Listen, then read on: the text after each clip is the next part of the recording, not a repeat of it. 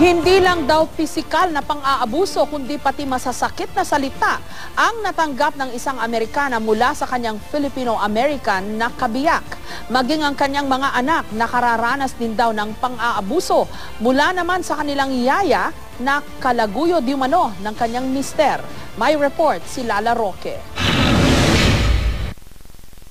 Maghilom man ang mga sugat at pasa, hindi pa rin mabubura ang sakit na idinulot ng pambubugbog na tinamo mula mismo sa kanyang asawa. Dumulog sa Women's Desk ng Manila Police District ang babaeng ito na itago natin sa pangalang Amanda, 44 na taong gulang at isang American citizen.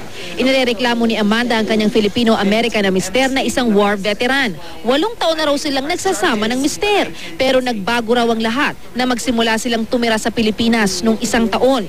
Natuklasan daw kasi niya ang yaya ng kanilang 2 anak, ang kalaguyo raw ng kanyang asawa. I was recording in Tagalog because I'm having a hard time picking up the language.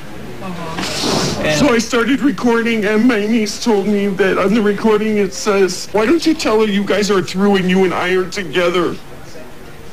In front of my daughter is so my 13-year-old baby.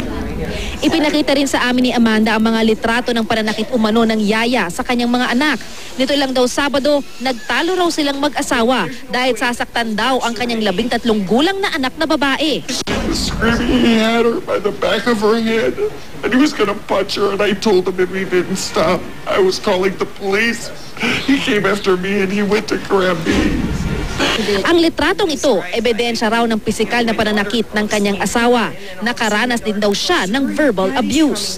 Bagaman noong Setyembre pa nagsimula ang pananakit sa kanya at mga anak, ngayon lang siya nakapagsumbong matapos makatakas nitong Linggo. I was stuck in the house at first, locked in the gate. I'm so scared and I feel so bad. Because they don't deserve this.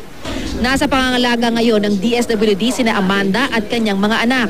Sasampahan na rin ng kaso ang asawa at yaya. Patuloy rin daw tututukan ng DSWD ang bawat anggulo. Merong anggulo na pinalalabas yata nitong lalaki na nagpunta sa eskwelahan itong lalaki. Itong 2 anak niya kinidnap ng asawa niya allegedly. Patuloy na sinusubukan ng GMA News na kunin ang pahayag ng asawa ni Amanda. Ang DSWD na ikipag-ugnayan sa PNP bago puntahan ang bahay ng suspect. Lala Roque, GMA News.